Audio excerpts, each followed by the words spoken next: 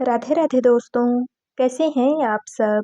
आज की कहानी है प्यार का प्रतिकार प्यार हो, ये ज़रूरी तो नहीं है। जिस स्नेह और अपनेपन से मेरी मम्मी ने पापा के पूरे परिवार को अपना लिया था, उसका एक अंश भी अगर पापा उनकी बेटी को यानी कि मुझे दे देते तो लेकिन नहीं, पापा मुझे कभी भी अपनी बेटी मान ही नहीं सके।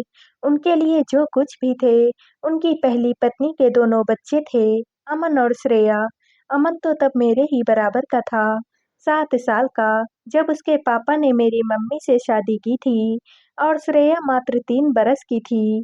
दादी के बार-बार जोर देने पर और छोटे बच्चों का ख़्याल करके पापा ने मम्मी से जो उन्हीं की कंपनी में मार्केटिंग मैनेजर थी, शादी तो कर ली थी, लेकिन मन से वे उन्हें नहीं अपना पाए थे। मम्मी भी कहाँ मेरे असली पापा को भुला सकी थी।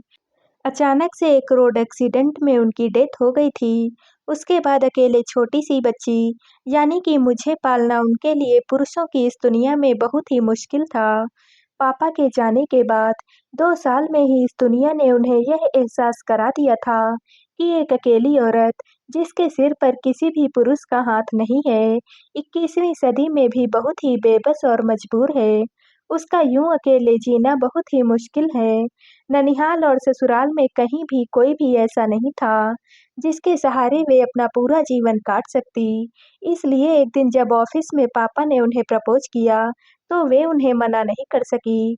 सोचा कि ज़्यादा कुछ नहीं, तो इज़्ज़त की एक छत और मुझे पापा का नाम तो मिल जाएगा ना, और वैसा ही हुआ भी। पापा ने मुझे अपना नाम भी दिया और इतना बड़ा आलीशान घर भी दिया। उनकी कंपनी बहुत अच्छी चलती थी और समाज में उनका नाम, रुतबा सब कुछ था। नहीं मिली तो मुझे अपने लिए उनके दिल में थोड़ी-सी भी जगह। मेरे अपने पापा कैसे थे, यह तो विस्मृत हो गया था मेरी नन्ही-नन्ही यादों से। लेकिन बढ़ती हुई उम्र के साथ यह बखूबी समझ में आ रहा था कि ये वाले पापा वाक़ई दुनिया के बेस्ट पापा थे, जो अपने दोनों बच्चों पर जान छिड़कते थे। मम्मी के सब कुछ करने के बावजूद भी उन्हें खुद स्कूल के लिए तैयार करते, उन्हें गाड़ी से स्कूल में छोड़ने जाते, शाम को उन्हें घुमाने के लिए लेकर जाते, उनके लिए बढ़िया-बढ़िया चीज़ें लाते, खिलौने लाते, तरह-तरह की ड्रेसेस लाते और भी ना जाने क्या-क्या करते। मेरे अकेले के लिए अगर मम्मी कभी कुछ ले आती, तो बस बहुत जल्दी सौतेली माँ की उपाधि से उन्हें सजा दिया जाता था। उन बच्चों को तो मेरी मम्मी पूरी तरह से मिल गई थी। वे उनके संग हर जगह जाती, उनके संग में खेलती, उनके संग में खाती, मगर शायद उनकी हरी-भरी दुनिया में मेरे लिए कोई भी जगह नहीं थी। यहाँ तक कि अगर मम्मी मेरा कुछ काम कर रही होती थी और यदि इसी बीच श्रेया और अमन, यहाँ तक कि पापा और दादी का भी कोई काम निकल आता, तो मम्मी मुझे छोड़कर पहले उनका काम करती, इस डर से कि कहीं पापा गुस्सा ना हो जाएँ, कहीं दादी फिर से सौतेली माँ का पुराण ना शुरू कर दें। हमारे समाज में हमेशा सौतेली माँ को इतनी हेय दृष्टि से देखा जाता है कि वह चाहे अपना कलेजा चीर करके रख दे, लेकिन कोई उसकी परवाह नहीं करता है। लेकिन कोई भी उसकी अमूल्य कुर्बानी और प्यार को नहीं देखेगा, बस उस पर हमेशा लांछन ही लगाए जाएँगे। अच्छी मम्मी बनने के चक्कर में मम्मी मेरी तरफ से लापरवाह हो जाती। सबको सब मिल गया था, मगर मेरा तो जो अपना था, वह भी मुझसे छिनने लगा था। मम्मी को मुझे प्यार भी छिप कर करना पड़ता था और मेरा काम भी। मैं उनकी मजबूरी महसूस करने लगी थी, मगर मैं भी क्या करती? उनके सिवा मेरा और था ही कौन? उनके बिना तो मैं पूरे घर में अपने को बहुत ही अकेला महसूस करती थी। चारों लोग कहीं तैयार होकर जा रहे होते और अगर मैं गलती से भी उनके संग जाने का जिक्र भर छेड़ देती, तो मम्मी मारे डर के मुझे चुप करा देती। मेरा बाल मन तब पापा की तरफ इस उम्मीद से देखता कि शायद वे मुझे खुद ही साथ चलने को कहें, मगर वहाँ तो स्नेह क्या, गुस्सा क्या, कोई एहसास तक नहीं था। मेरे लिए जैसे मेरा अस्तित्व, मेरा वजूद उनके लिए होकर भी नहीं था। वे सब लोग गाड़ी में बैठकर चले जाते और मैं वहीं दरवाजे पर बैठी रोते-बिसुरते उनके लौटने का इंतज़ार करती रहती। इतने बड़े घर में अकेले मुझे बहुत डर लगता था। तब सोचती क्या मम्मी ने इन नए वाले पापा से शादी करके ठीक किया है? पता नहीं उन्होंने क्या पाया, लेकिन जाते-जाते बार-बार आँसू भरी आँखों से पीछे मुड़-मुड़ कर उनका मुझे निहारना, मुझसे उनके रीते हाथों की व्यथा कह जाता। दादी का तो होना ना होना बराबर ही था। वे भी मुझसे तब ही बात करती थी, जब उन्हें कोई काम होता था, वरना वे तो शाम को जल्दी ही खा-पी कर अपने कमरे में चली जाती थी। फिर पीछे की दुनिया में कुछ भी होता रहे, उनसे कोई भी मतलब नहीं था। मैं आँखों में बस एक ही अरमान लेकर बड़ी होती रही कि एक दिन तो ज़रूर ही पापा कहेंगे, "तू मेरी बेटी है, मेरी सबसे प्यारी बेटी।" पूरे 16 साल हो गए इस घर में आए हुए। बचपन की दहलीज को पार करके मैं जवानी में भी आ गई थी, लेकिन नहीं आई तो वह घड़ी, जिसको आँखों में सजाए मैं इतनी बड़ी हो गई। इस बीच अमन और श्रेया तो मुझे थोड़ा बहुत अपना समझने भी लगे थे, लेकिन पापा हर वक्त उनके बारे में सोचते रहने के कारण मुझ में उनका प्यार पाने की चाह बजाय कम होने के बढ़ती ही जा रही थी। मैं हर वक्त पापा के लिए, अपने छोटे भाई-बहन के लिए, कुछ भी करने के लिए तत्पर रहती थी। बचपन में कितनी ही बार अमन और श्रेया का होमवर्क पूरा करवाने के चक्कर में मेरा खुद का होमवर्क, पढ़ाई छूट जाते थे। मुझे स्कूल में टीचर की डाँट भी खानी पड़ती थी और घर में मम्मी की। वे मुझ पर इस बात को लेकर गुस्सा होती थी कि मैं उन लोगों के लिए क्यों अपना नुकसान कर रही हूँ, जिन्हें मेरी कोई भी परवाह ही नहीं है, जिन्होंने अब तक मुझे थोड़ी-सी भी जगह नहीं दी है अपने दिल में। जब 12 साल की थी, तो मुझे बहुत अच्छी तरह से याद है कि एक दिन श्रेया की तबीयत बहुत खराब हो गई थी। मम्मी-पापा कंपनी के किसी काम से बाहर गए हुए थे। दादी के साथ हम तीनों बच्चे लोग ही थे। दादी को तो वैसे ही घुटनों के दर्द की प्रॉब्लम रहती थी, इसलिए वे ज़्यादा चलती-फिरती ही नहीं थी। पापा-मम्मी ने अमन को कभी कुछ भी करने की आदत ही नहीं डाली थी। उसका हर काम बड़े ही लाड-प्यार में वे खुद ही जो कर दिया करते थे। मुझे ही सब लोगों के तिरस्कार और वक़्त ने समय से बहुत पहले ही बहुत सयानी बना दिया था। तब मैंने डॉक्टर को फ़ोन करके बुलाया, फिर उनके कहे अनुसार सारी रात जाग-जाग कर उसे मैं दवा देती रही। उसके माथे पर ठंडी पट्टियाँ भी रखती रही। अगले दिन जब मम्मी-पापा आए, तब तक श्रेया काफ़ी ठीक हो गई थी।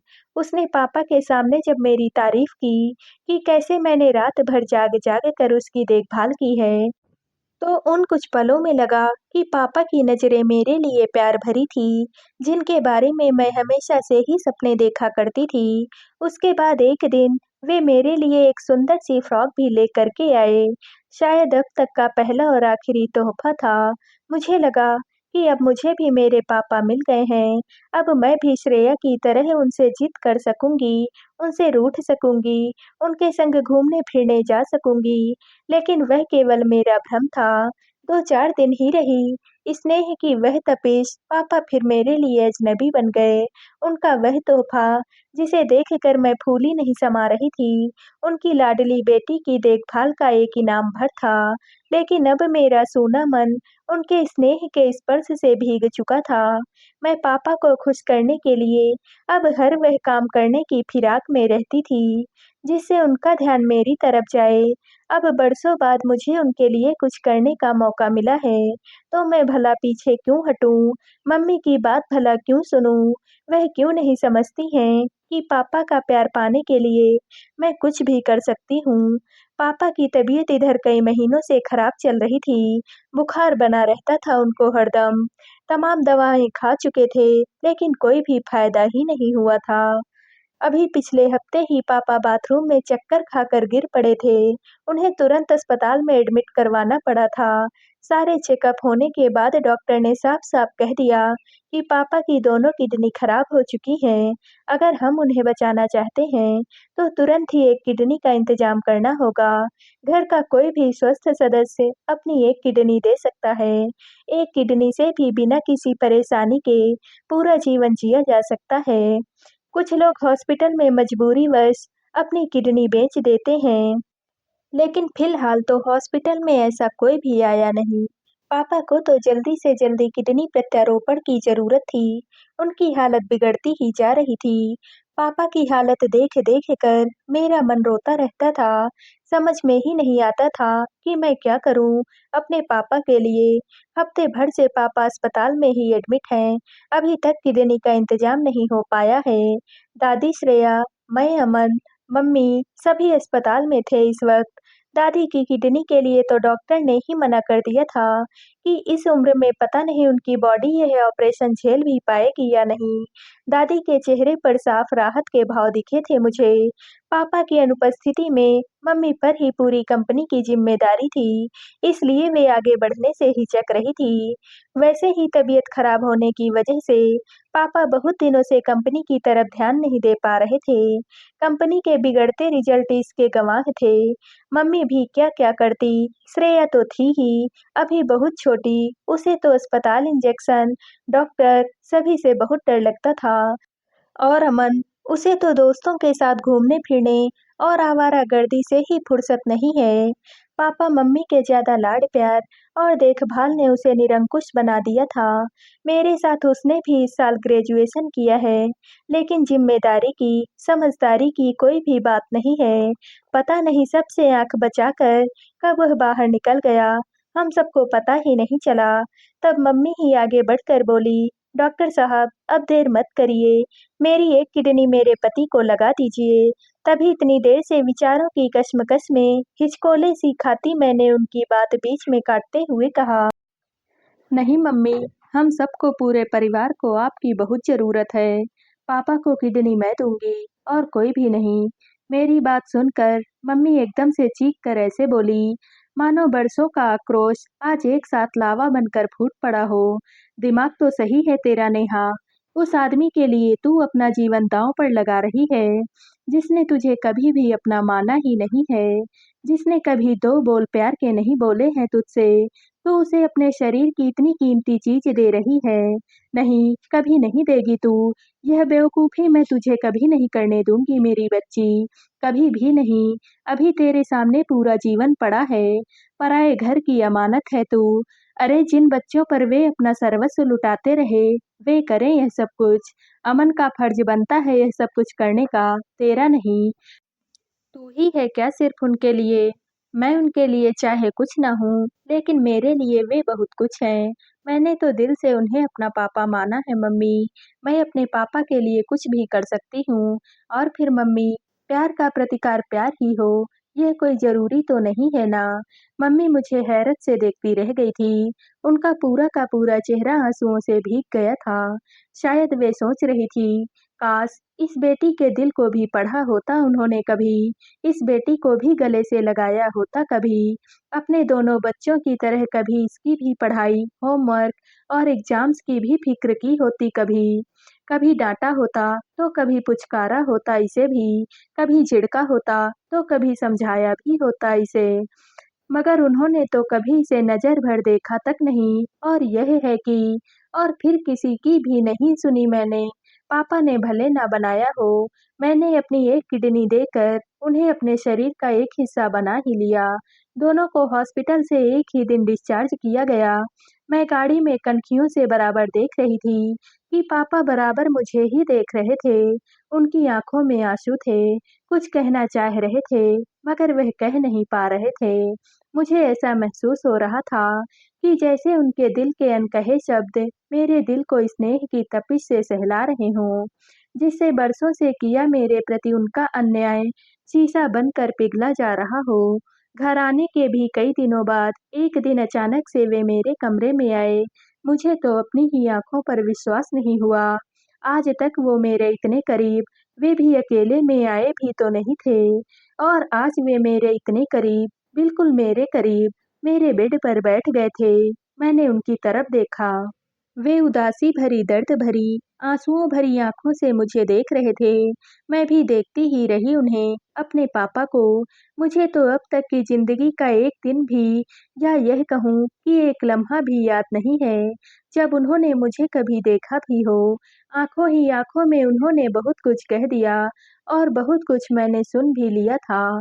मुझे लगा कि अगर एक शब्द भी उन्होंने ज़बानी बोला, तो अपने आँसुओं के वेग को ना मैं थाम सकूँगी और शायद ही ना वे थाम सकेंगे।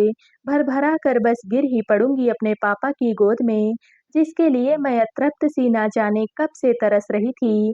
फड़फड़ाए ही थे उनके होंठ कुछ कहने को कि तड़प कर उनके हाथ पर अपना हाथ रख दिया मैंने।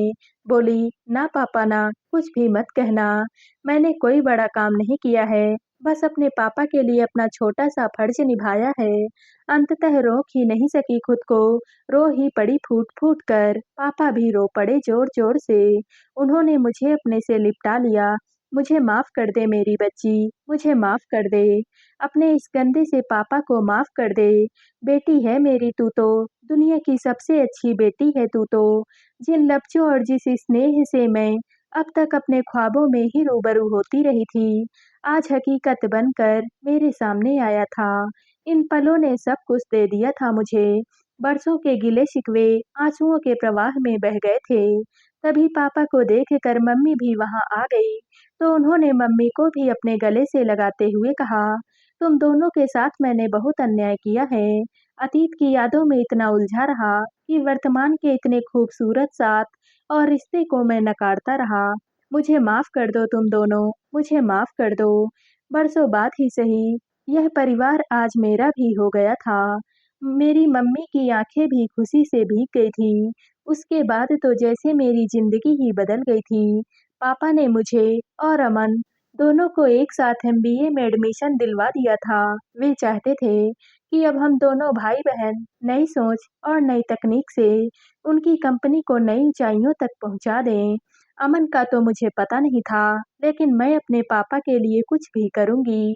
तो दोस्तों, आप सबको यह कहानी कैसी लगी? कमेंट करके ज़रूर बताइएगा और वीडियो को लाइक व शेयर कीजिएगा। दोस्तों, अगर आप इस चैनल पर नए हैं और अब तक आपने हमारे चैनल को सब्सक्राइब नहीं किया है, तो प्लीज़ और कहानियों से जुड़ने के लिए हमारे चैनल को सब्सक्राइब कर लीजिएगा। कल मिलते हैं एक और नई कहानी के साथ। आप सभी का बहुत-बहुत धन्यवाद।